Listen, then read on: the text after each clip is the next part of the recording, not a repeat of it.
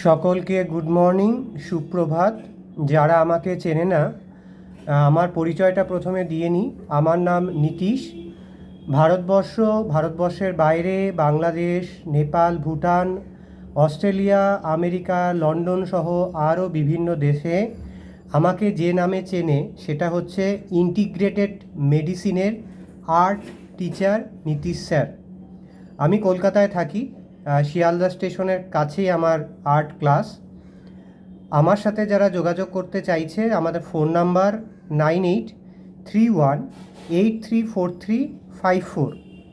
আর আমার আর্ট ক্লাসের গুগলসে লিখতে হয় মন ছবি, MONCHOBI, বা মন ড্রয়িং ক্লাস, MON মন ড্রয়িং ক্লাস। এছাড়াও কলকাতা শহরে আরও 75খানা ড্রয়িং স্কুল পাবে, যেখান থেকেও আমাকে কানেক্টিভিটি করতে পারবে, বা আর্ট স্কুল পাবে, সেখান থেকেও কানেক্টিভিটি করতে পারবে। ভারতবর্ষের প্রত্যেকটা স্টেটেই আমার স্টুডেন্ট আছে, তাই প্রত্যেকটা স্টেটের খবরই আমি পাই। আজকের যে বিষয়টা, ভারতবর্ষের আর্ট কলেজের, বা বলতে পারো আমাদের ক্লাস 12 হয়ে গেল, তারপরে কলেজে যেতে হবে। তো কলেজের পদ্ধতিগত পরীক্ষা কিন্তু পরিবর্তিত হয়ে গেছে। অনেক স্টুডেন্টই জানে না, তার জন্য আমি এটা আরেকবার বললাম। তার কারণ হচ্ছে আমার প্রচুর স্টুডেন্টরা বলেছে, স্যার এটার উপরে একটা ডিজিটাল বার্তা দিয়ে দাও সবাইকে। তো CUET এক্সাম সারা ভারতবর্ষেই এখন কন্ডাক্ট হয়, যার মাধ্যম দিয়ে কলেজ জীবনের শুরু প্রায় হয়ে গেছে। কিছু কিছু স্টেটে আপ ডাউন আছে, সেগুলো হয়তো আগামী দিনে একই সিস্টেমে চলে আসবে। তাহলে CUET এক্সাম, তাহলে গুগলসে যখন আমরা সার্চ করব CUET এক্সামের সিলেবাসটা কী আছে, গুগলসে পেয়ে যাওয়া যাচ্ছে, আমি আর বললাম না। সেটা ভালো করে পড়াশোনাটা করতে হবে। ক্লাস 8 থেকে আমি বলবো একটু অ্যালার্ট নেট থাকতে পারে। আমি পুরো সিলেবাসটা দেখেছি, যেহেতু অনেক দিন ধরে এই সিলেবাসে পরীক্ষা হচ্ছে। আমার একটা কথা মনে হয়েছে সিলেবাসটাকে দেখে, আমার অনেক কটা গুরু আছে, কিন্তু আমার আর্ট জগতের যার হাত ধরে জীবন চলা, তিনি হচ্ছেন HL সাউ, ইন্ডিয়ান আর্ট কলেজের এক্স প্রিন্সিপাল স্যার গুরু, যিনি আমার জীবনের অনেক বড় অক্সিজেন সিলিন্ডার। তিনি না থাকলে আমি আজকে এই জায়গায় দাঁড়াতে পারতাম না। তো স্যার ইন্ডিয়ান আর্ট কলেজের প্রিন্সিপাল থাকার সময় এবং আমাদের পুরো জীবনটা যখন স্যারের সাথে কাটিয়েছি, স্যার সেই সময় যা বলে গেছিল আজকে আমি দেখছি তাই হচ্ছে। অর্থাৎ আমাদের স্টুডেন্টরা এখন এখন তো টেকনোলজির যুগ, কিভাবে রোজগার করব সেইটা আগে চিন্তা করেই ওরা কলেজটাকে কিভাবে পড়াশোনা করবে এটা ঠিক করছে। এই কথাটাই ইন্ডিয়ান আর্ট কলেজের এক্স প্রিন্সিপাল স্যার গুরু হরিলাল সাউ, যিনি আমারও গুরু, তিনি আমাদের সেই সময় বলে গেছিল যে ইনকামটা কিভাবে আসবে সেইটাকে দেখে আমাদের পুরো জীবন প্রণালীকে রেডি করতে হবে। তো এখন দেখে আমার মুচকি মুচকি হাসতে ইচ্ছা করছে, স্যার তুমি আজও বেঁচে আছো। তো CUET এক্সামের পুরো সিলেবাসটা আমি জানি, সেইটাকে মাথায় রেখে আমি বলবো যারা নতুন 12-এ পড়াশোনা করছে তাদেরকে কিন্তু একটু গোছাতে হবে। এবং সেই সময় HL সাউ, ইন্ডিয়ান আর্ট কলেজের এক্স প্রিন্সিপাল স্যার, আমাদের একটা কথা সেইভাবে আমাকে তৈরি করেছে। স্যার বলতো যে একটি ছাত্র বা ছাত্রী ফিজিক্যালি, স্পিরিচুয়ালি ঠিক থাকতে হবে এবং মেন্টালি। আমরা ফিজিক্যালি যদি আনফিট থাকি তাহলে পরীক্ষায় বসতে পারবো না, আমরা মেন্টালি যদি আনফিট থাকি তাহলে আমরা ভালো কিছু করতে পারবো না, আর স্পিরিচুয়ালি আমরা যদি নিজেদের মধ্যে স্পিরিচুয়াল পাওয়ারকে আপডেট না করতে পারি তাহলে ভালো ইনকাম আসবে না, শরীর খারাপ থাকবে। শুনতে খারাপ লাগলেও যারা ইন্টিগ্রেটেড মেডিসিন চেনে বা এই বিষয়টা সম্বন্ধে জানে, তারা এই আমার সাথে একই কথা সহমত হবে। আজকের ভিডিও কিন্তু একটু বড় হতে চলেছে। তো তাই জন্য CUET এক্সাম থ্রুই আর্ট কলেজের এবার আর্ট কলেজে ঢুকে গেলাম। এক্সামটা হচ্ছে এবং তার সাথে সাথে ডিজাইন কলেজ এবং ডিজাইনের যে সেক্টরটা রয়েছে, আর্ট মানে বাবা মারা ভাবে যে স্টুডেন্টটা মনে হয় ওই জল রং কাগজে এঁকে যাবে সারা জীবন, আর এতে তাদের রোজগার হবে না। আমি সেই সমস্ত বাবা মাদের বলছি, সবার হাতে এখন একটা দামি দামি মোবাইল আছে, মোবাইলগুলোকে একটুখানি ঘাঁটুন এবং আর্ট সাবজেক্টটা সম্বন্ধে একটুখানি ঘেঁটে পড়াশোনা করে তারপরে আপনার মুখনিসৃত বাণী আপনার সন্তানকে বলুন। তো এই জন্যে বললাম যে আর্ট সিলেবাসটাকে যদি আমরা পুরোপুরি নিজেদের মধ্যে নিতে পারি তাহলে কিন্তু ইনকামের কোনো অভাব নেই, আনলিমিটেড ইনকাম। এবার অনেক স্টুডেন্ট আমাকে প্রশ্ন করেছে, স্যার তোমরা তো ক্লাস 12-এর পরে গ্র্যাজুয়েশন পড়ে নিলে, আমাদের এই 12-এর পরে একটা এক্সাম দিয়ে গ্র্যাজুয়েশনে কেন যেতে হচ্ছে? বা ধরো এই CUET নামটা পরিবর্তিত হয়ে গিয়ে অন্য কিছু নাম রাখা হলো, রাখতেই পারে, নামের তো পরিবর্তন হতেই থাকে, তাহলেও কিন্তু একটা এক্সাম ব্যাপারটা চলে আসছে। তো আমার মনে হয় এটা একান্ত আমার ব্যক্তিগত মনে হয় যে সারা পৃথিবীর মানচিত্রে ইনকাম স্কিল লেভেলে চলছে, অর্থাৎ সরকারি লেভেলের রোজগারের চাকরির জায়গাটা কম হয়ে যাবে, আর বেসরকারি লেভেল চাকরির জায়গাটা আপ হবে। আর বেসরকারি লেভেল কিন্তু তোমার কাগজে ডিগ্রি দেখবে না, বেসরকারি লেভেল দেখে তুমি কতটা স্কিল তোমার আছে এবং তুমি কোন ডিভিশনে তোমার ওই স্কিলটাকে নিয়ে যেতে চাইছো। তাই skill update orientation education system সারা পৃথিবী জুড়েই শুরু হয়ে গেছে। আমি যেমন ইন্টিগ্রেটেড মেডিসিনের আর্ট টিচার, এই কথাটা শুনেই অনেকে ভাবছে এই শব্দটা তো এর আগে শুনিনি। তার কারণ HL শাহ ইন্ডিয়ান আর্ট কলেজের এক্স প্রিন্সিপাল স্যার গুরু আমাকে ওইভাবেই তৈরি করেছে 30 বছর ধরে, যাতে ইন্টিগ্রেটেড মেডিসিন আর্ট টিচার সময়ের সাথে সাথে কোটি কোটি মানুষকে পথ দেখাতে পারে, লাখ না কোটি। এবং কোভিডের পর আমাদের টোটাল টিম সারা পৃথিবী জুড়ে 1 কোটিরও বেশি মানুষকে নতুন জীবনের পথ দেখিয়ে ফেলেছে। তাহলে এক্সামের ব্যাপারটা বোঝা গেল, থিওরি পেপার আছে, প্র্যাকটিক্যাল পেপার আছে। আমি কিন্তু ইউটিউবে যত ভিডিও আছে, আমার ব্যাকআপ টিম আমাকে যা খবর দিয়েছে তার থেকে যে ইনফরমেশনটা আমার কাছে রয়েছে, আমি কিন্তু নতুন কিছু বলতে চলেছি, স্ক্রিপ্ট করবে না, তাহলে অসুবিধা হবে। যেহেতু বাই প্রফেশনাল আমি ইন্টিগ্রেটেড মেডিসিনের আর্ট টিচার, আমাকে অনেক কটা ডিভিশন নিয়ে কাজ করতে হয়, আর সেটাই আমার রোজগার। তো দেখা যাচ্ছে যে কোনো, সেটা ওয়েস্ট বেঙ্গলের আর্ট কলেজ হোক বা ভারতবর্ষের যে কোনো আর্ট কলেজ হোক, সেখানে কম্পোজিশন ড্রয়িংটা থাকে ঘুরে ফিরে। কালারিং ওয়াটার কালার থাকতে পারে, প্যাস্টেল কালার থাকতে পারে, মেবি হতে পারে, স্কেচ থাকে, পেন্সিল কালার থাকে, শেডিং থাকে। BHU একরকম করে, ইন্ডিয়ান আর্ট কলেজ একরকম, রবীন্দ্রভারতী একরকম, বিশ্বভারতী একরকম, কিন্তু প্রত্যেকেরই একটা ডট আছে। আমি সেই ডটটাকে ধরাচ্ছি। যে যেখানেই করুক না কেন, এর পেছনের যে ডটটা, সেটা যে স্টুডেন্ট বুঝে যাবে, তার কাছে কোন ইউনিভার্সিটির পরীক্ষা দিতে আমি যাচ্ছি বা প্রস্তুতি নিচ্ছি সেটা বড় কথা নয় আজকের AI জামানাতে। তাহলে CUET এক্সাম এর মাধ্যমেই হবে, নাম পরিবর্তিত হলেও হতে পারে, নাহলে এই নামটাই থেকে যাবে সারা জীবন, হয়তো, জানি না আমি। সেখানে আমাদের স্যার গুরু, মানে আবার কে, HL শাহ ইন্ডিয়ান আর্ট কলেজের এক্স প্রিন্সিপাল স্যার আমাদের কিছু গুরু মন্ত্র দিয়ে গেছিল। সেইভাবেই আমি আমার স্টুডেন্টকে রেডি করি, আমি সেটাই গুরু মন্ত্রটা এবার বলতে চলেছি। সেখানে হচ্ছে, আগে বললাম ফিজিক্যালি ফিট থাকতে হবে, স্পিরিচুয়ালি ফিট থাকতে হবে, মেন্টালি ফিট থাকতে হবে। আরও এক স্টেপ এগিয়ে বলি, আমাদের অন্নময় কোষ, প্রাণময় কোষ, বিজ্ঞানময় কোষ, আনন্দময় কোষকে অ্যাক্টিভ রাখতে হবে। তুমি স্টুডেন্ট অবস্থাতে অ্যাক্টিভ না রাখলে মহা বিপদ আজকের ডেটে।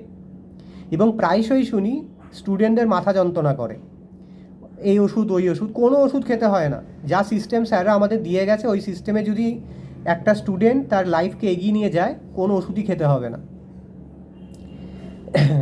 এবার আসি আরেকটু ভিতরে ঢুকি, সেটা হচ্ছে লাইন ড্রয়িংটা করতে হবে। তাহলে লাইন ড্রয়িংয়ের আগে বুলেট ড্রয়িং শিখতে হবে, তারপরে লাইন ড্রয়িং শিখতে হবে, তারপরে কম্পোজিশন ড্রয়িং শিখতে হবে।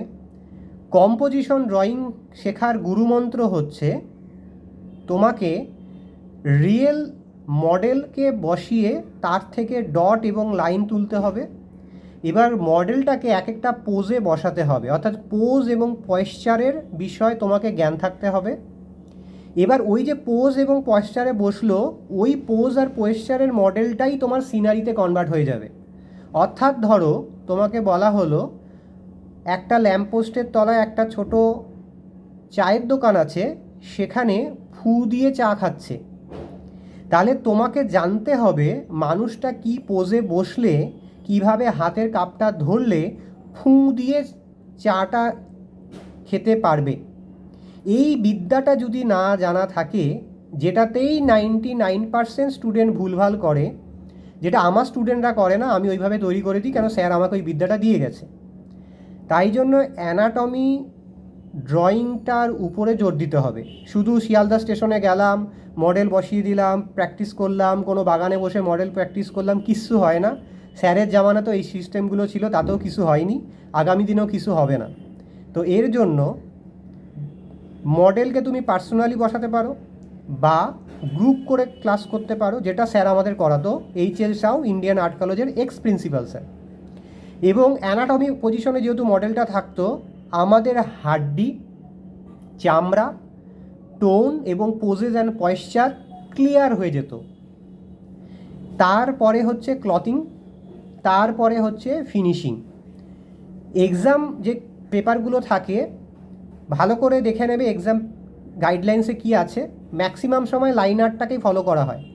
তাই লাইন আর্টে যে স্টুডেন্টের, সেটা তুমি ছাত্র হতে পারো বা ছাত্রী হতে পারো, লাইন আর্টে যার দম থাকবে, যার লাইন আর্ট দেখলে মনে হবে সত্যিই যেন প্রাণ আছে, সত্যিই যেন ফিগারটা খাতা থেকে বেরিয়ে আসছে, সে অনেক বেশি পরিমাণে বেনিফিট পাবে।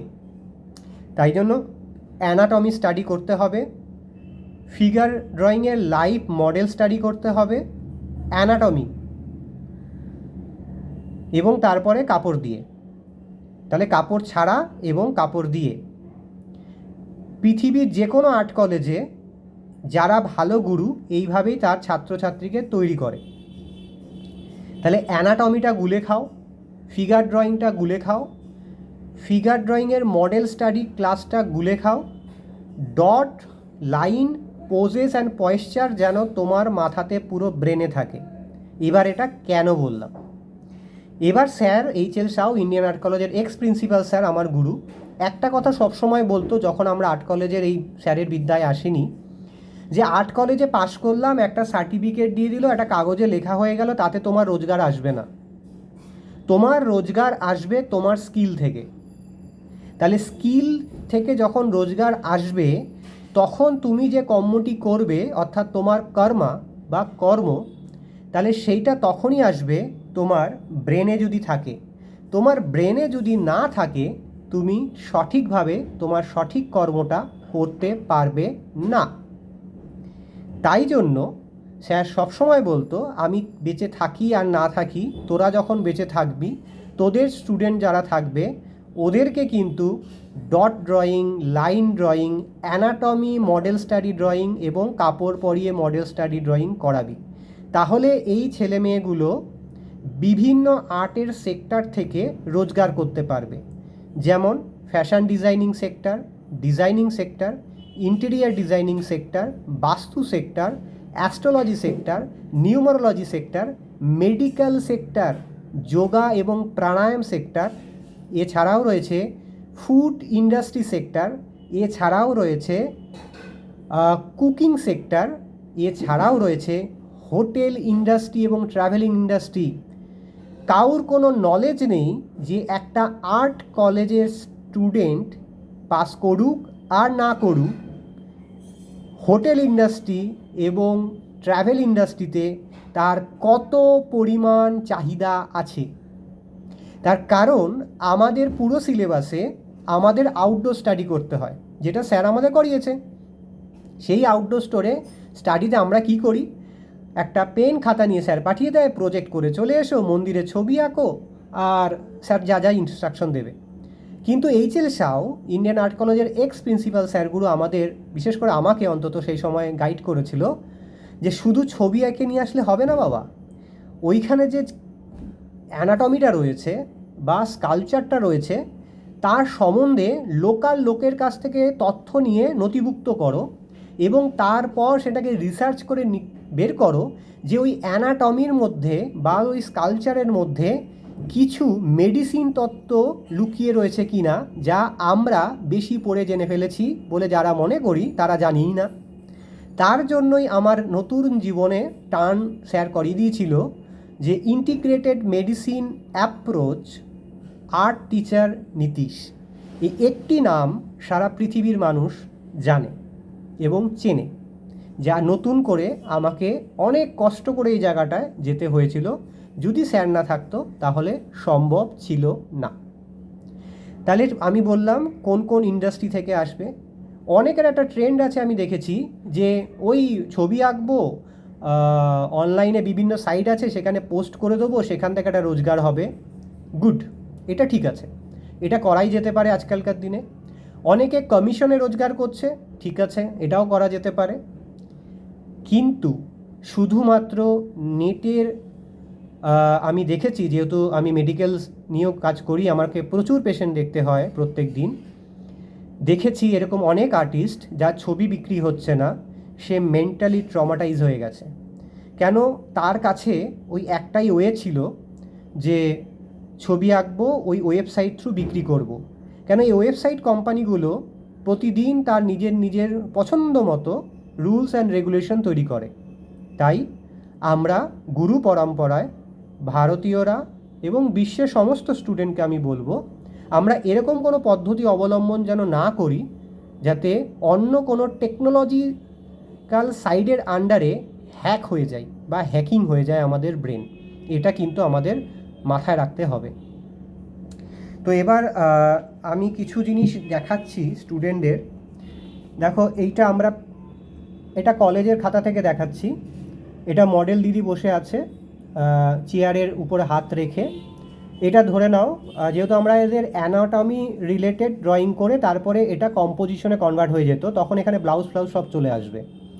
কেন? আমাদের অয়েল পেন্টিং করতে গেলে স্কিন অ্যানাটমিটা খুব জানা জরুরি, নাহলে অয়েলে প্রাণ আসতে চায় না, অ্যাক্রেলিকে প্রাণ আসতে চায় না, ওয়াটারে প্রাণ আসতে চায় না। এটা বেসিক বুঝতে হবে এই ঘরানাটা।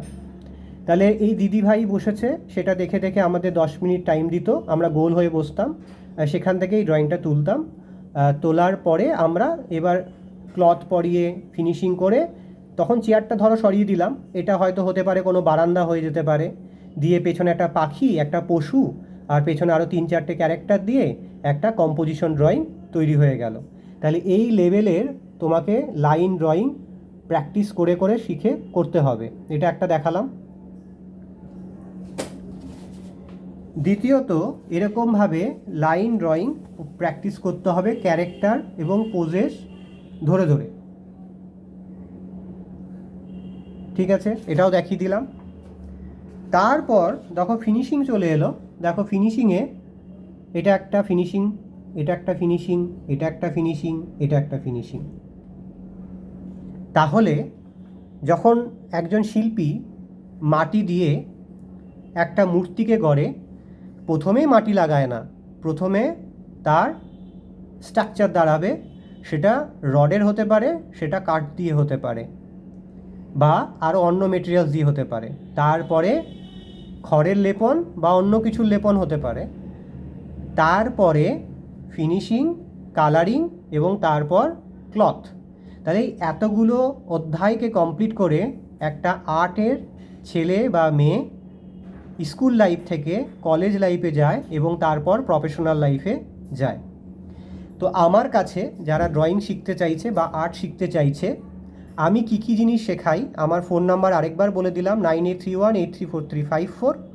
সকালবেলা ব্রহ্ম মুহূর্ত আর্ট তারপরে শেখাই হচ্ছে সান বাথ আর্ট, তারপরে yog art YOG, yoga art, pranayama art, nature friendly fitness art, food for medicine art, vegetable for medicine art, cooking for medicine art. এছাড়াও শেখাচ্ছি ইনকাম কী করে করবে, astrology art, numerology art, fitness art, mum therapy art, mum therapy point art, body massage with mum therapy art. এছাড়াও রয়েছে drawing art, painting art, sculpture art, আর স্কুলের স্টুডেন্টদের আর্ট, কলেজের স্টুডেন্টদের art, graphic designing art, fashion designing art, hotel ইন্ডাস্ট্রিতে printing art, travelling ইন্ডাস্ট্রিতে printing art, বিজ্ঞাপন ইন্ডাস্ট্রিতে ডিজিটাল আর্ট। এছাড়াও রয়েছে নিজের জীবনের ঊর্জাকে বাড়ানোর জন্য hidden behaviour integrated medicine approach doctor Awadhesh Pandey স্যারের, যে স্কিল আমাকে দিয়ে গেছে সে তার মাধ্যম দিয়ে মানব সেবার কল্যাণে food for medicine, food for spiritual, food for নিজের জীবনের ঊর্জা বাড়ানোর জন্য ফিটনেস আর্ট। ভিডিওটা বড় হয়ে গেছে কিন্তু আমি অনেক কিছু বলে দিলাম। আমার অ্যাড্রেসটা T96B বৈঠকখানা রোড, ক্যালকাটা 9, শিয়ালদা স্টেশনের সামনে। মন ড্রয়িং ক্লাস বা মন ছবি লিখলেই হবে, আমাকে পাওয়া যাবে। Phone number 9831834354।